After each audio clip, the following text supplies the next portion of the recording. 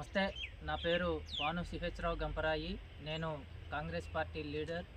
అలాగే ఈరోజు అల్లూరి సీతారామరాజు జిల్లా పాడేరు కేంద్రం సుండ్రుపుట్టు గ్రామంలో జరిగినటువంటి ఒక నిరుపేద అయినటువంటి కుటుంబం ఈ ప్రభుత్వ డిగ్రీ కళాశాల కానుకొని ఒక గృహంను ఏర్పాటు చేసుకొని నివసిస్తున్నటువంటి పరిస్థితుల్లో ఈరోజు ఈయన ఒక పేదరికం అనుసరించుకొని ఆయన్ని ప్రభుత్వ డిగ్రీ కళాశాల ప్రిన్సిపల్ గారు అలాగే ప్రభుత్వ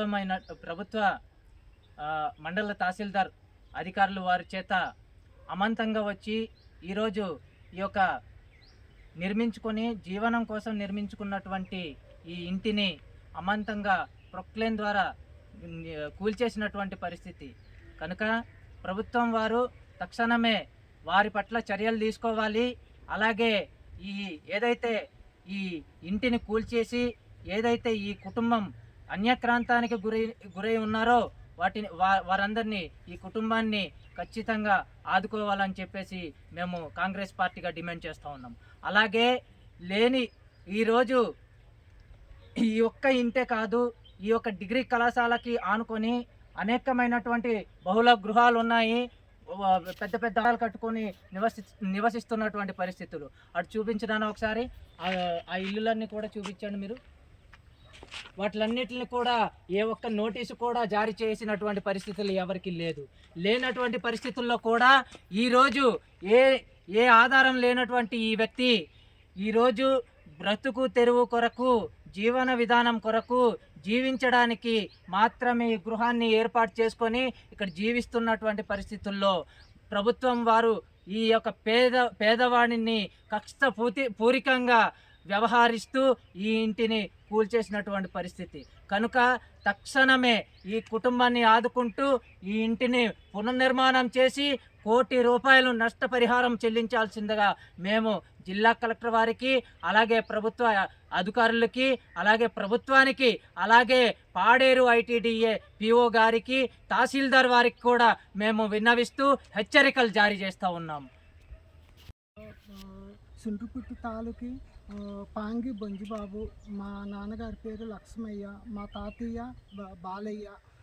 మేము ఇక్కడ మొట్టమొదటి నుండి సాగు చేసుకుంటున్నాము. డిగ్రీ కాలేజీ కట్టకుండా ముందు నుండి మేము సాగు చేస్తున్నాము. ఇక్కడ పెద్ద అడవి, ఆ అడవికి అనేక మొక్కలు వేసుకున్నాము. సిల్వర్ వేసాము, పనస వేసాము, కాంగ చెట్లు వేసాము. దాని తర్వాత అయిపోయిన తర్వాత మళ్ళీ సోళ్ళు, సామలు, కందులు, పసుపు, సరుకు మొత్తం అక్కడ అన్నీ వేసుకొని మేము దానికో సంవత్సరం కూడా మాకు ఏ ఆదాయం కూడా అయిపోతుంది. మేము దానికో పెట్టుబడితోనే మేము అలా బతికి అక్కడ కొన్ని రోజులు పోతే ఇంద్రమ్మ గారి ఇల్లు కూడా అక్కడ మాకు శాంక్షన్ అయింది. ఆ శాంక్షన్ అయిన తర్వాత కొన్ని రోజులు పోతే అది కూలబడిపోయిన తర్వాత మళ్ళీ మేము అవన్నీ సాఫ్ చేసుకొని మళ్ళీ మా సొంత డబ్బులతోనే మేము కూలి పని చేసేవాళ్ళు. మధ్యాహ్నం అంతా కూలి పనికి వెళ్ళిపోతాము.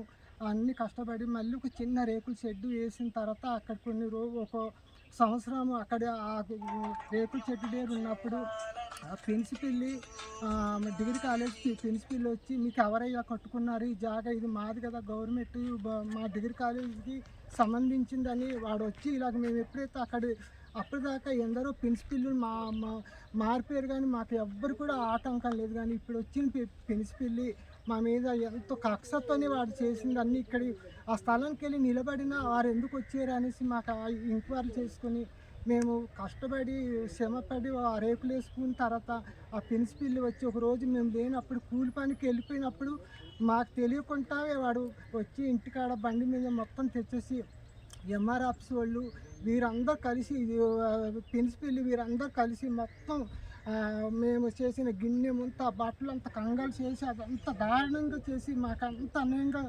జరిపించి మేము వెళ్ళిపోయిన తర్వాత అవన్నీ కూలబెట్టిన తర్వాత మేము కూలి నుండి వచ్చిన తర్వాత మా ఇల్లు అంతా సాఫ్ అయిపోతే మేము ఎంత వేతన పడిపోయి నా చెల్లెలు కూడా మరి ఆ గురువంకి నివసించే చెల్లె కూడా హాస్పిటల్కి వెళ్ళి అంబులెన్స్కి వెంటనే ఫోన్ చేస్తే ఆవిడ సువ తప్పిపోయి అది చనిపోయే స్థితి. మేమైతే చనిపోయామనేసి దానికి గాబర్తో ఇల్లు వదిలేసి అంబులెన్స్ వచ్చిన తర్వాత గవర్నమెంట్ హాస్పిటల్కి జాయిన్ చేసాము. మరి ఇంత జరుగుతున్నది, మేము ఎంత బాధపడుతున్నామో మాకు ఎవ్వరు కూడా వెనుక ముందుకు ఎవ్వరు కూడా సాయం లేదు. మేము చాలా బీద కుటుంబము. నాన్నగారు అమ్మ అంతా చచ్చిపోతే మేము దానికి నివసిస్తున్నాము. ఇప్పుడు అన్ని చెట్టు పుట్ట మేము చేసి బతుకుతున్నాము. ఇప్పుడు మాకు పెన్సికీలు వచ్చి అన్నీ అడ్డు పెడుతున్నారు.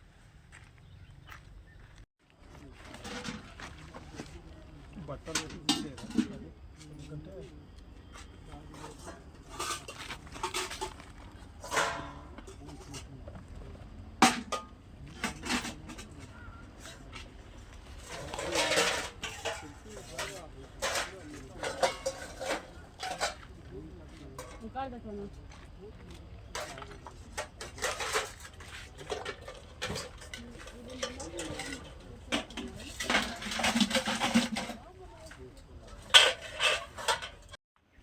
ఏమోనండి, దగ్గరుండి డిగ్రీ కాలేజ్ ప్రిన్సిపల్ అలా చేయించారు.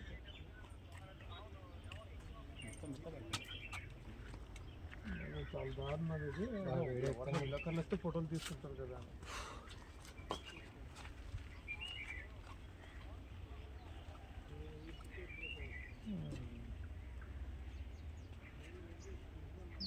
సరే సరే ఇళ్ళకి వస్తానులే.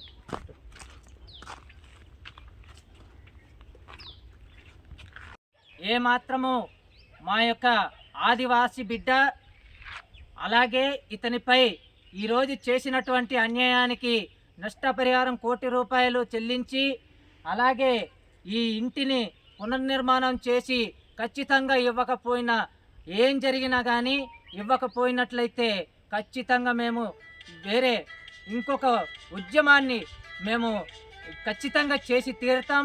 ఈ ఇంటిని మళ్ళీ మేము ఎలా నిర్మించుకోవాలో ఎలా పునర్నిర్మాణం చేసుకోవాలో మేము ప్రభుత్వానికి చాలా గట్టిగా డిమాండ్ చేస్తూ ఈ విధంగా మేము ప్రభుత్వానికి హెచ్చరికలు జారీ చేస్తూ ఉన్నాం.